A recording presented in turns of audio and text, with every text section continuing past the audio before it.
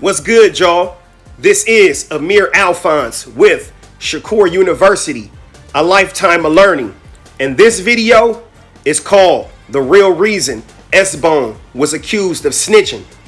Now, on July 23rd, 2023, Christopher Lovejoy, a professional boxer, met up with Iceman from Rolling 40's Crip to question him about SBone, one of their young riders. As Iceman liked to put it, SBone's given name, Orangae DeJuan Moffett, is another member of the Rolling 40's Crip. And upon meeting Iceman, 600 was handed an envelope and told to take a look at the contents because they were pretty interesting. The two exchange pleasantries and the video ends. Sometime during that day, SBone replies to 600 and Iceman and implies Iceman is gay and a snitch who put some members of the 40s in harm's way and allegedly even had them killed. He then promises to clear his name. By this time, the YouTube streets are in a frenzy with news that SBone, who many consider to be a reputable member of not only the Rolling 40s, but also the whole Neighborhood Crip Gang, an alliance of several Crip sets throughout Los Angeles County and the nation, might actually be a snitch. To further their agenda, 600 and Iceman met up in the heart of SBone's hood, the dark side of the Rolling 40s. 600 and Iceman invited SBone to come to the dark and go over the paperwork, as many Crips were in attendance as more showed up. No cap. 600 ate tacos and congregated with members of SBone's hood as they awaited SBone's arrival. However, SBone never showed up. After showing up in SBone's hood, 600 made several videos stating he never called SBone a rat or a snitch and just wanted SBone to come up to the dark and get an understanding about the paperwork and to receive an explanation as to why he would be seen in pictures and videos with Cowboy, a guy from 600's neighborhood that is accused of being a snitch and a sex offender by 600 and other Crip members on the internet. Eventually, SBone posted what appeared to be his paperwork to his YouTube channel. But really, what he posted was just a transcript of a police interrogation that was supplied by a private company named Lyndon J. and Associates, and not an official document coming from the court clerk's office.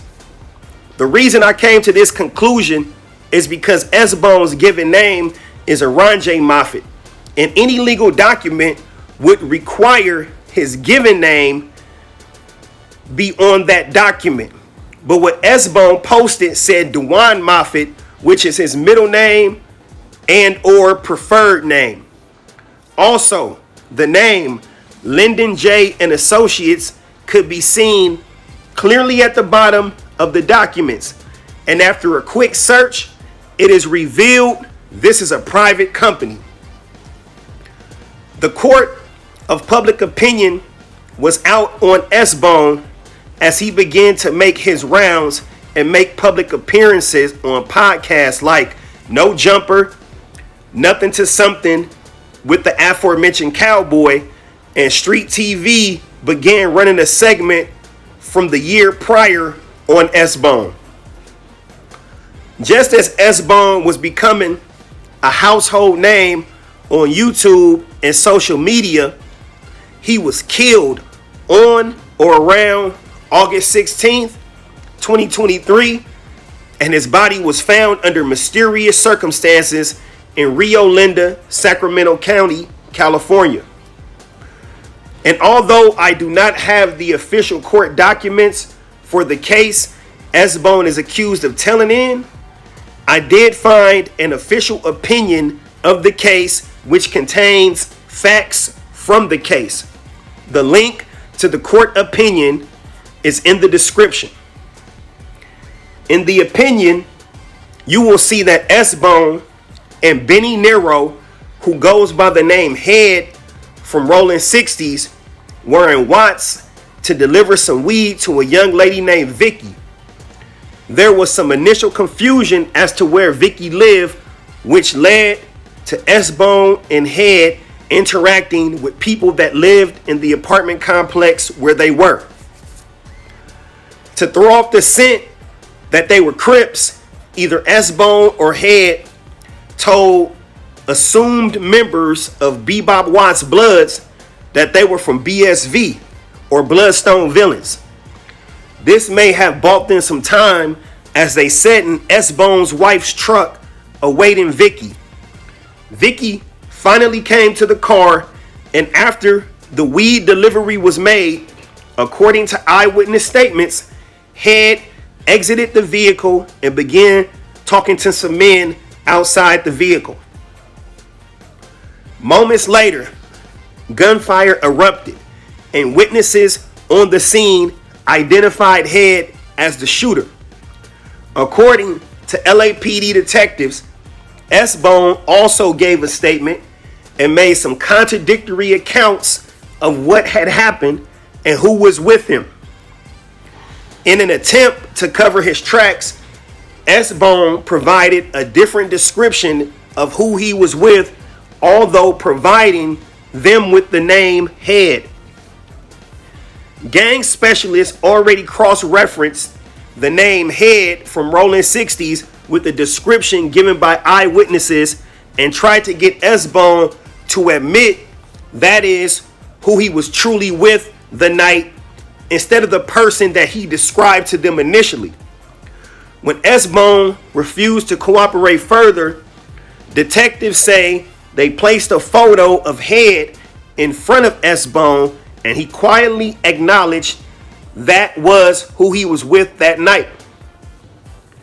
During the actual trial, SBone tried to deny ever knowing Head, but by this time it was too late, as the witnesses on the scene had positively identified Head.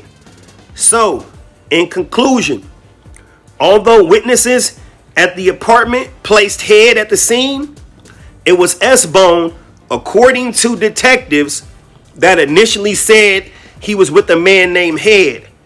The detectives then matched witness descriptions with the name given originally by SBone. Upon revisiting SBone after putting two and two together, SBone did not want to give any further statements. But at this point in time, it did not matter. The damage was already done. The lesson in this story is, if you are in the streets and you think you are trying to protect someone by lying, either lie completely or say nothing at all. The best bet is to be silent, because that one detail you think will save you or another might actually be exactly what detectives need to piece some shit together. Take care. I appreciate you watching this video. Once again, this is Amir Alphonse with Shakur University. Be sure to subscribe to the channel and like the video if you like this content. Until the next time, peace.